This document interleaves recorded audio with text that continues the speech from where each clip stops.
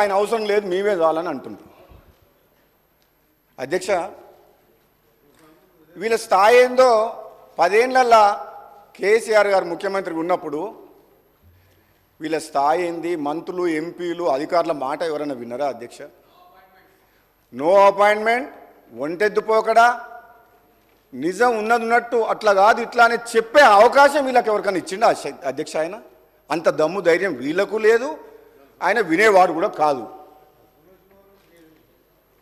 అటువంటి పరిస్థితి ఉన్న మనిషి, పెద్ద మనిషి, లీడర్ ఆఫ్ ద ఆపోజిషన్ ఉండి కూడా సభకు రాకుండా ఒక ఇంపార్టెంట్ సబ్జెక్టుల మీద చర్చ నడిచినప్పుడు లేకుండా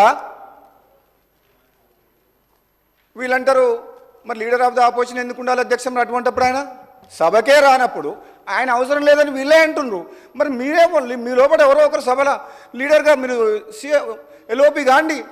ఆయన అవసరం లేనప్పుడు మరి ఇక సభకే వద్దనుకున్నప్పుడు ఆ పొజిషన్లో ఆయన అవసరం ఏముంది? ఉండాలి అధ్యక్ష, రావాలి.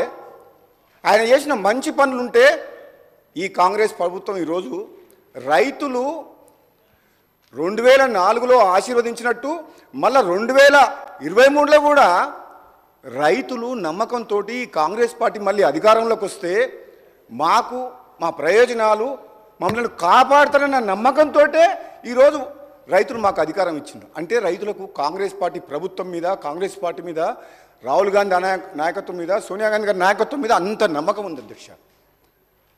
వాళ్ళ అధికారంలో మేము వచ్చినప్పుడు మేము ఏం చెప్తున్నాం? మేము తీసుకున్న నిర్ణయాలు ఏంది? మరి మీ 10 ఏళ్ళు మీరు ప్రజల అవకాశం ఇస్తే మేమేమేం పొరపాట్లు చేసిండ్రు? ఒకవేళ పొరపాట్లు చేసిన దాని మీద కూడా ముఖ్యమంత్రి గారు కూడా కమిషన్ ఏర్పాటు చేసిండ్రు. మళ్ళీ సుప్రీంకోర్టు ఇన్వాల్వ్ అయ్యి జడ్జిని, కొత్త జడ్జిని అపాయింట్ చేయమన్నారు. ఎంక్వైరీలు చేస్తున్నాం. కానీ మేము చెప్పే మంచిది ఏదైనా ఉంటే, మీ సూచనలు కూడా మీరు ఏదైనా మంచి చెప్తే మీరు వినండి, ఓపికతోటి సమర్థించండి, సపోర్ట్ చేయండి. యాజ్ ఏ అపోజిషన్గా ప్రజలకు మేలు చేసే విషయంలో, కరెంటు విషయంలో, ఇటు విద్యుత్ అనేది డొమెస్టిక్ కావచ్చు, ఇండస్ట్రియల్ కావచ్చు, కమర్షియల్ కావచ్చు, అగ్రికల్చర్ కావచ్చు, 4 సెక్టార్లని కాపాడాల్సిన బాధ్యత ఈ ప్రభుత్వం మీద ఉంది. కరెంటు లేని 10 నిమిషాలు కూడా ఉండలేము. గంట సేపు నీళ్ళు లేకుండా ఉండగలుగుతాం అధ్యక్ష.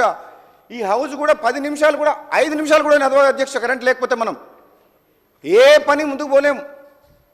అటువంటి కరెంటు విషయంలో మీరు తీసుకున్న నిర్ణయాల విషయంలో మేము ఏదన్నా చెప్తే